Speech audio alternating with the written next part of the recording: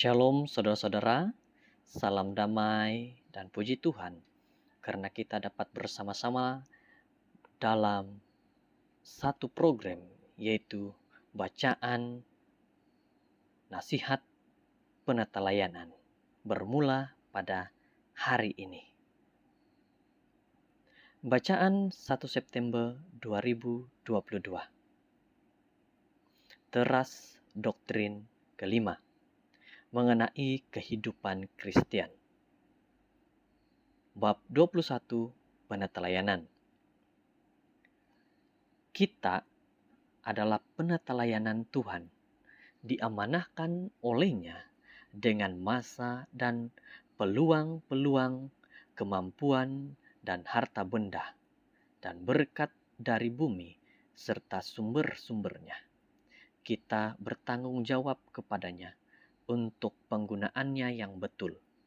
Kita mengakui hak milik Tuhan dengan pelayanan yang taat kepadanya dan sesama manusia, dan dengan mengembalikan persepuluhan dan memberi persembahan untuk pengabaran Injilnya dan sokongan serta pertumbuhan gerejanya.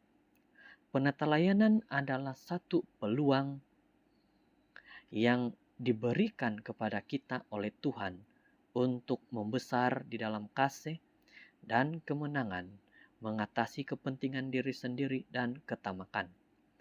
Penata layanan bergembira di atas berkat yang datang kepada orang lain sebagai akibat ketaatan mereka. Mengamalkan hidup Kristen bermakna penyerahan sepenuhnya, penyerahan diri kita sendiri dan penerimaan Kristus.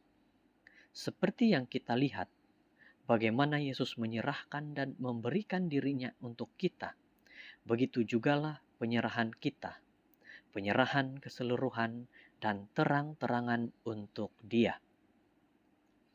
Bagaimanapun, apabila kita berpikir bahwa kita telah membuat komitmen yang penuh, sesuatu berlaku yang mendemonstrasikan betapa ceteknya penyerahan kita itu. Sementara kita menemui kawasan-kawasan baru dalam hidup kita yang harus diserahkan kepada Tuhan, komitmen kita bertumbuh. Dengan itu, senantiasa lembut Dia menarikkan perhatian kita kepada kawasan lain di mana diri harus diserahkan. Dengan itu, hidup berterusan melalui siri-siri penyerahan kembali secara Kristen yang masuk ke dalam dan lebih ke dalam sinubari kita. Cara hidup kita, bagaimana kita berlaku dan bertindak. Apabila kita memberikan semua diri kita dan apa yang ada pada kita kepada Tuhan yang memiliki semuanya.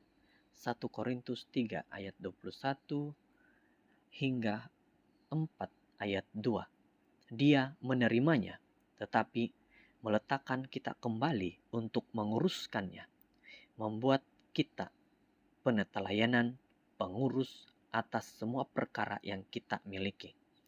Penerimaan tanggung jawab kita sebagai penata layanan Tuhan memutuskan kecenderungan kita untuk hidup selesa serta mementingkan diri dan membuatkan kita sadar akan contoh berkekalan penata layanan yang ditinggalkan oleh Yesus sehingga Dia menderita kelaparan, kekurangan, ketelanjangan, dan akhirnya disalibkan agar kita dapat mengetahui tanggung jawab penuh seorang penata layan.